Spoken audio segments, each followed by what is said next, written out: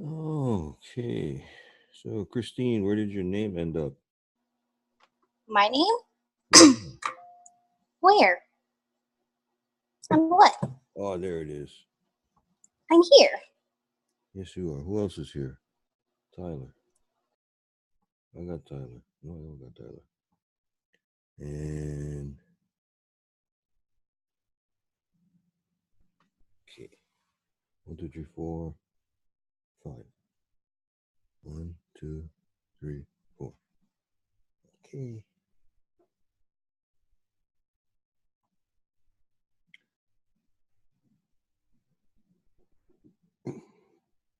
Is that all of us?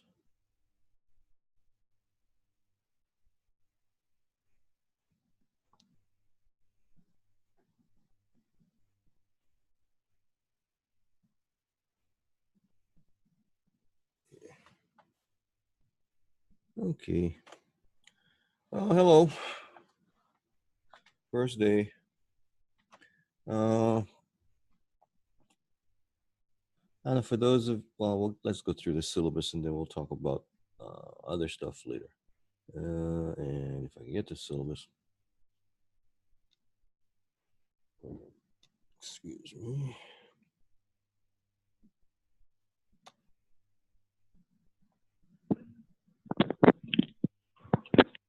Okay, so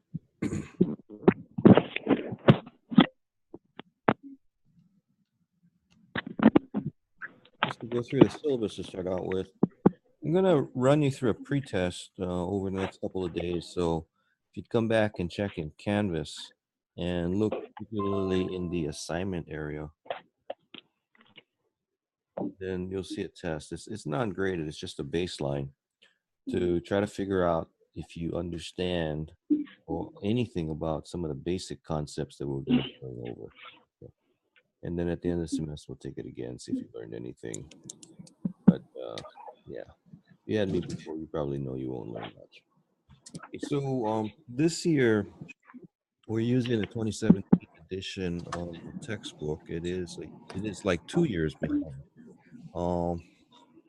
but I don't think that's too critical because there were some very major tax changes that went through just this past month, and probably the biggest changes that have occurred to the tax code in over 30 years.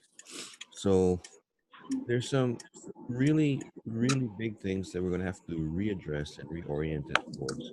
So we can do that using the old material just to give us some idea of why things were done to start out with.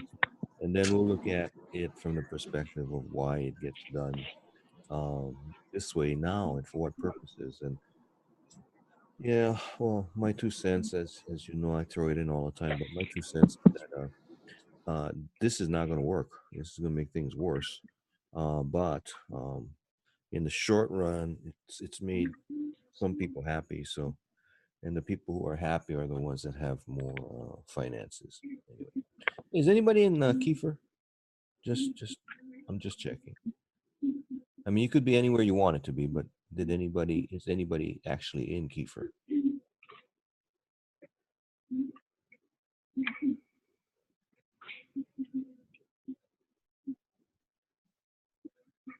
Nobody? Okay. All right. So where are you going to use that book? That's the same one that they used last year. Murphy and Higgins. One of the things that you will need to get the book or someone with the book to end up being able to do is the tax problem. There is a tax return problem in Appendix B, I believe it is, A or B.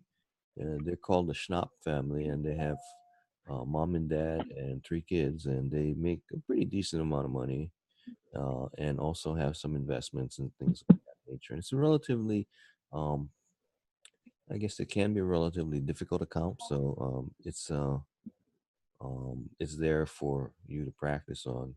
And what you'll do is you'll end up turning those in at the specified times. There are 3 phases. You'll turn in phase 1, 2, and 3. Each phase will build on the previous phase. So, first phase will be easy, probably do it in about 15 minutes. Probably do it wrong, but still, you probably feel good about it. Second phase probably take you about an hour. Third phase take you maybe 3 hours. So, um, be aware of that. And we're going to be looking at taxes. We're going to be looking at the Tax Cuts and Jobs Act. Uh, and then we're going to be looking at, as you see here, an introduction to federal income tax structure as it applies to individual taxpayers. And that includes small businesses like proprietorships. Major focus of this course will be upon the conceptual and legal underpinnings of the Internal Revenue Code. So the first thing you see there is course objectives and responsibilities. Um, you're going to learn this thing called the Internal Revenue Code, and you're going to figure out which one is most applicable. There's 6,000 something of them. Which one seems to be the one that would give the best range of outcomes for the customer, for the taxpayer, and which ones would seem to give the best range of outcomes for the IRS. And then looking at these things, trying to figure out ways that you could advise people in similar situations, and then identify general rules or policies that can be established from the Internal Revenue Code that we're looking at. So different ways of doing this. We're going to study. So we'll study statutory interpretation. Um, and this is how we construe what the law was originally supposed to mean. We'll also have to go back sometimes and look at research material that involves diaries or the journals of congressional members and why it is that they chose to enact the law in the way that they did. Then basic principles of taxable and non-taxable transactions. Yes, there are many transactions which are non-taxable. And then learn the nature of the Internal Revenue Code. I say Internal Revenue Code because it's the law that is creating the taxes. The IRS does not create the taxes, right? They just implement them. They're like the police. You know, the Congress or the legislature makes the criminal laws. The police are just the enforcers of the criminal laws. The IRS, same way, they don't make the law, they just enforce it. And then be able to explain this stuff in plain, simple, and yet accurate English so it makes sense to people. Increase your awareness of legal, governmental, and ethical restraints facing tax planners and managers. We might do a couple of ethics case studies along the way that ask us, can you help the client out in this fashion? Or is this a proper thing to have done? To increase the skills in making decisions, which have tax and legal ramifications, and to increase your awareness of when a CPA or legal counsel is necessary. Because for the most part, most of you will not have yet gotten to the point where you could be a CPA because of hours or years or something like that. But you still wouldn't have the same credibility nor the same abilities as someone that is a CPA. So sometimes you gotta go find them. These are things that we'll look at. These things stay the same, regardless of what happens to the tax code. Um, they do things like there's different types of taxes. As you already know, in Hawaii, we have state tax, we have excise tax, we have estate tax. We have all kinds of other taxes too. Federal, same.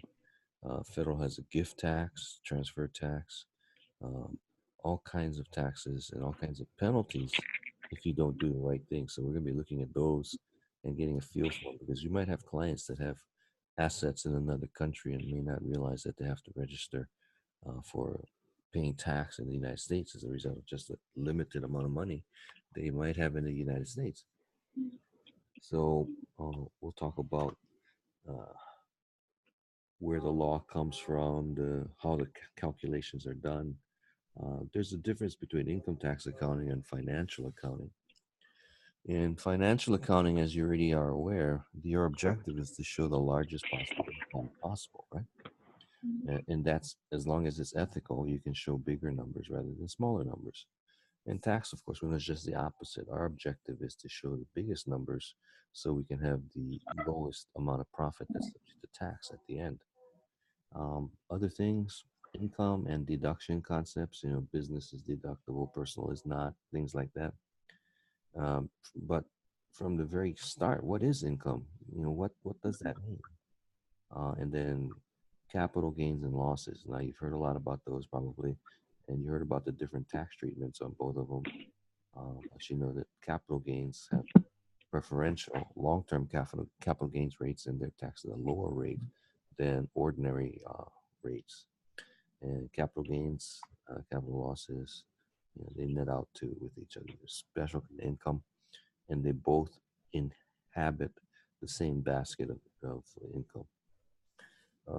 Income exclusions. There's some things that you get and you don't have to pay for. Right? Business expenses and personal expenses. We know that business pretty much you'll be able to deduct, and then personal pretty much you won't be able to deduct. Uh, there are mixed use things that can be used for both business and personal. You can imagine what people are going to try to do. They're going to try to shift much more into the business aspect than they really did business for. And that's going to be an ethical violation as well as perhaps also a legal violation called fraud. And then there might be some talk about tax shelters. Real tax shelters don't exist anymore. They're not as good as they used to be. And then income tax entities. What kind of thing pays the tax? Is it just human beings or are there businesses and what kinds of businesses? And then personal and dependency exemptions. This is going to disappear at the end of this year. So, we're just going to look at it because they probably won't take out the language that grants these. They just will not have them being available. And a lot of times they don't take out the language because they know at some point in time in the future they have to go back to the way it was in the past. And then the filing status, married gets better than singles. Head of household, which is a single parent family, gets better than married, and married gets better than married filing. Married filing jointly gets better than married filing separately. And so we're going to be looking at all those things. We've already started talking about them in the Saturday sessions that we have for the VITA project. Um, We're going to talk about for AGI and from AGI. For AGI is the above the line deductions that we talked about on Saturday. And this is stuff that gets subtracted before you even think about reduction because of the fact that it was used for personal instead of business only and things like that. We'll talk about some property transactions. You know, what's going to happen when you buy something? What's going to be the basis of your property? Cost recovery concepts, and then property dispositions. You know, when you sell your property, you know how much do you get for it, and how much of that is taxable. Uh, you preserve positions, and then there are non-recognition deferred transactions, and alternate minimum tax. That's still around a little bit, but it's not going to be as hairy as it was in the past. So you see the grade scale there: 86, 72, 60, 50. There's three essay style problem solving style examinations of the test. They are to some extent comprehensive because you can't forget something that you learned in the first week because it comes up again in the third and fifth and eighth weeks again. So it is cumulative. So that means that you have to remember what you learned, but you don't have to worry about having a problem directly applicable to it again. And yeah, that's pretty much that. And if you have need for special accommodation, please feel free to come see me. So 25% on the class participation, 5% on the tax return, and 20% on the term paper with the what I'm calling for 15 references minimum. Okay.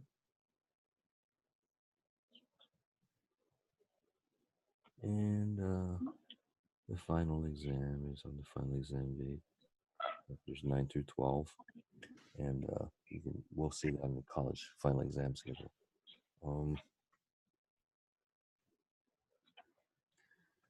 Notice that you have again the dreaded 2 grade reduction if you don't turn everything in on time and you don't turn in the paper on time. And the way it'll break up if the midterms will count for 50%.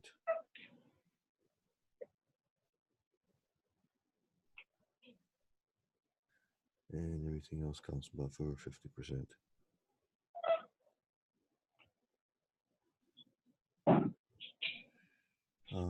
In the 2017 edition, these are the problems that I'm going to be going over in class.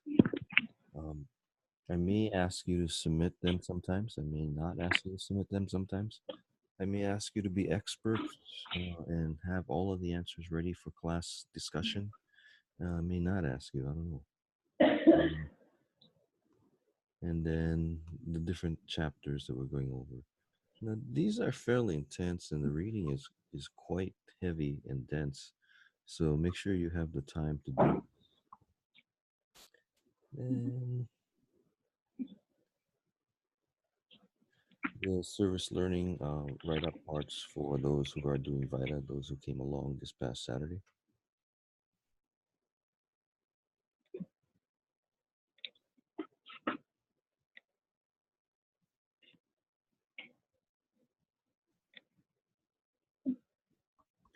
So the VITA project, it started back in 1969, and it helps taxpayers who are of relatively modest means to be able to get their tax compliance done. The vast majority of these people have refunds, and it's always nice to see them get refunds. And you know the fact that they can get the refunds from our services that we provide for free, rather than somebody who's just gouging them so they can get more money because they want to take advantage of them and they know they can, you know, is great. So I got all this time in VITA, and found it fun so far. Well, maybe not always fun, but usually. And this is what it's expected to help you. The service learning is supposed to have a connection to the class that you're taking it from. provides a review of the basic tax rules learned in Accounting 306, provides instruction and practice in the preparation of Hawaii income taxes, because we don't touch Hawaii taxes in our classes. Uh, creates your communication, increases your communication skills through experience of interviewing clients and even keeping a journal of your experiences. Um, so you probably have four additional reflection papers along with some other thoughts or ideas along the way to do as part of the writing pro bono project, and then provides exposure to broad cross section of population. Students will gain knowledge about this general population, understanding of what the student and the problem they face, complying with this provision. So basically, I'm hoping that you find that it's not fun being homeless. So you want to avoid it at all possible costs.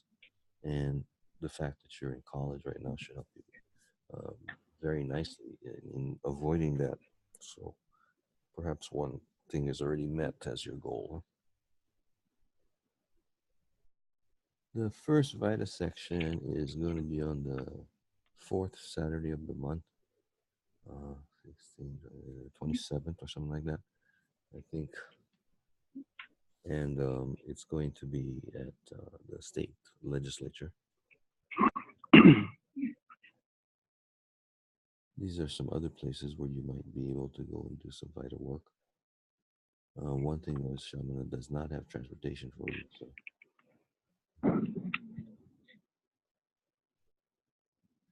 here, based on the journal, you will submit a typewritten reflection papers on your experiences. I say 3 to 5 pages, 2 to 5 pages. I'm sorry for each of those. So it's 8 to 20 pages in there. And then yeah, you'll understand a lot better by doing it. You'll also be required to spend approximately 4 hours learning and using tax preparation software. We did some of that, the real basic part on Sunday. So it'll be interesting for anybody, even if you used it before. Uh, it's just a kind of interesting thing that's going on.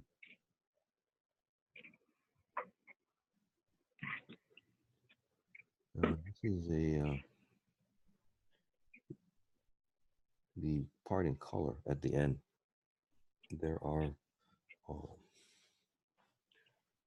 different things that you can do.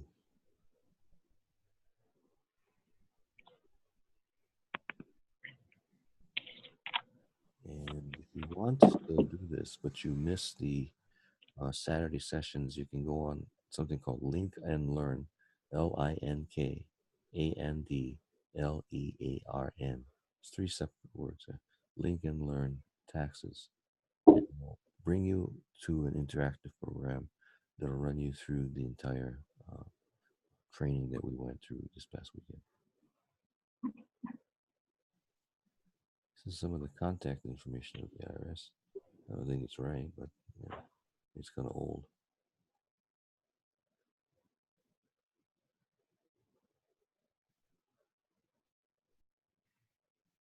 So with the project, I put in 30, 40 hours with the training. And then you're going to do, these were the Saturdays we did. This is my theme in order. I couldn't figure out a way to say hard tax.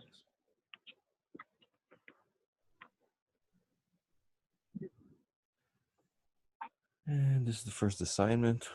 Again, looks like a lot of the first assignments I have. You just basically have to tell me what did you go about finding the placement that you have, and who did you ask, if anybody, and then how did you feel about the process overall.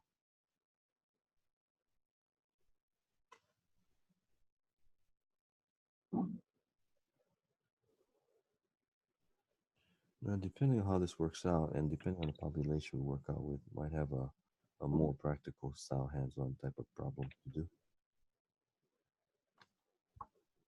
But that's that. You got any questions?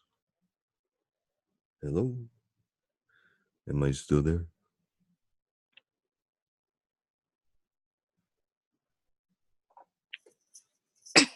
No questions. You started the test? Nope. No. I'm going to this week. Okay. And then you'll be on your way. Anybody else? Oh, that was fast. Well, I'm going to also try to put up a pre-test for you to take before Friday.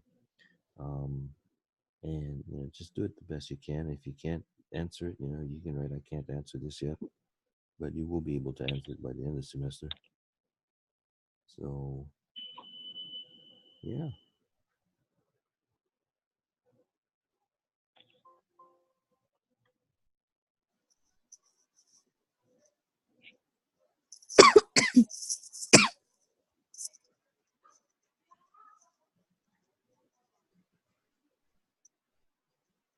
So we'll probably hook up this way again on Thursday.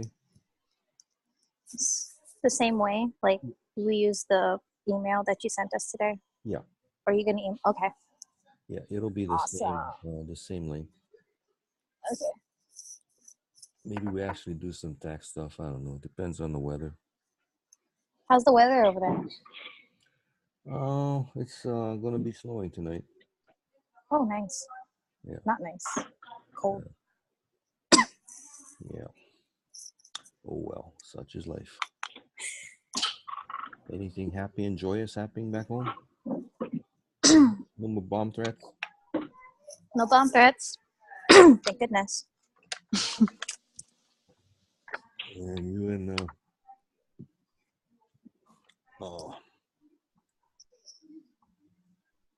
what her name now? Law. Is that her name? No. I'm telling. I'm telling Law. You and Jennifer, yeah. So are you kind of like coordinating stuff so far? I don't know. I'm not sure. Jen gave me the option to take the coordinator test with her, but she made it optional. I could be a coordinator if I wanted to. Oh. Might do it, might not. I don't know. Okay. Well, if you guys really want to do one at Shamna, somebody's gonna have to do it.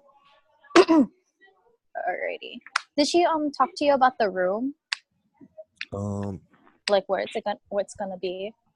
I thought she wanted just something in Kiefer. Yeah, she said Kiefer, but she didn't know which room. Oh, okay. Because we have to tell Susan. Oh yeah. Well, I'll talk to her today. okay, thanks. Okay. All right, well, we'll call it a day. Alrighty. All the other people who went away. Thank you. Take care. Thanks, Tana. You take care up there. Thanks. Bye. Okay. Bye.